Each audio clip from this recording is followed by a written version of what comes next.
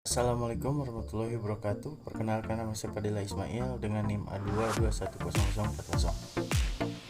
Di sini saya akan mempresentasikan tugas UTS mata kuliah rekayasa interaksi. Untuk soalnya, jika Anda seorang UX dan UI designer, hal apa yang Anda fokuskan dalam UX dan UI yang diterapkan ke dalam produk digital? Dan jelaskan melalui studi kasus bagaimana tahapan-tahapan tersebut dilaksanakan. Jadi jika saya adalah pengguna UX UI, saya akan lebih fokus ke wireframe dan prototype. Wireframe dan prototype adalah proses pembangunan sebuah produk digital, dimulai dengan pembuatan wireframe untuk merencanakan struktur dan kemudian membuat prototype yang menggambarkan interaksi.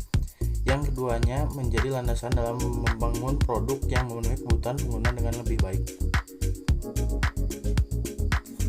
Apa itu wireframe dan prototype? Wireframe adalah representasi visual yang sederhana dari tata letak suatu halaman web atau aplikasi, menampilkan susunan elemen-elemen seperti teks, gambar, dan fungsi interaktif secara kasar. Ini berfungsi sebagai kerangka dasar untuk menentukan struktur dan organisasi dari sebuah produk digital sebelum detail desain ditambahkan.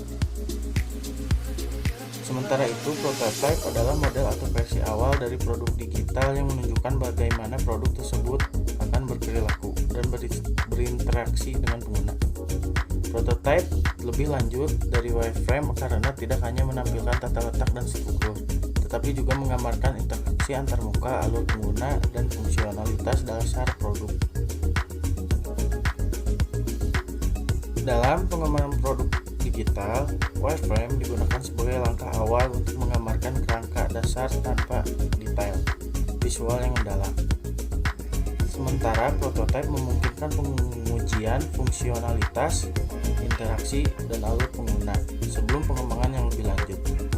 Keduanya membantu dalam merancang produk yang lebih efektif dan dapat diuji oleh pengguna sebelum produk penuh dilakukan. Untuk langkah pertama, wireframe adalah penelitian dan konsep awal. Pahami kebutuhan produk dan pengguna, buat sketsa kasar atau catatan tentang fitur dan fungsionalitas yang diperlukan. Selanjutnya, pilih alat. Gunakan perangkat lunak seperti Adobe XD, Sketch, Figma, atau bahkan kertas dan pensil untuk membuat wireframe. Selanjutnya, buat struktur dasar. Susun elemen-elemen utama seperti tata letak halaman, navigasi, dan elemen utama lainnya tanpa detail visual yang mendalam. Iterasi dan perbaikan. Mintalah umpan balik dari rekan tim atau pengguna yang akan menggunakan produk Anda dan lakukan perbaikan berdasarkan masukan tersebut. Untuk langkah 2, prototype. Tambahkan interaksi. Gunakan alat yang sama untuk menambahkan interaksi antar muka pengguna seperti klik tombol, transisi antar halaman, dan lain-lain. Selanjutnya, fungsionalitas dasar.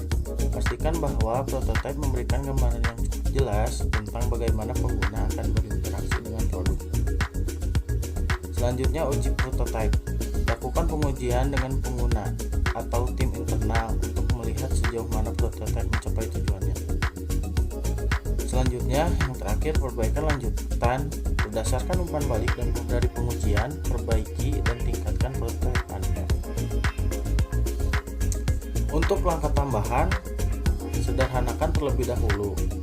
Mulailah dengan versi yang sederhana dari produk Anda sebelum menambahkan detail yang lebih kompleks. Pikirkan tentang pengalaman pengguna, user experience, UX. Pastikan produk dapat digunakan dengan mudah dan intuitif oleh pengguna.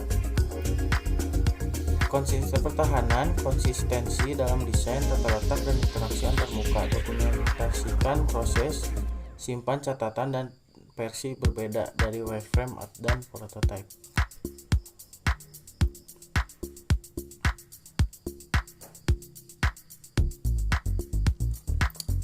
Terima kasih. Mohon maaf Apabila ada kata-kata yang kurang berkenan atau kurang tepat, wassalamualaikum warahmatullahi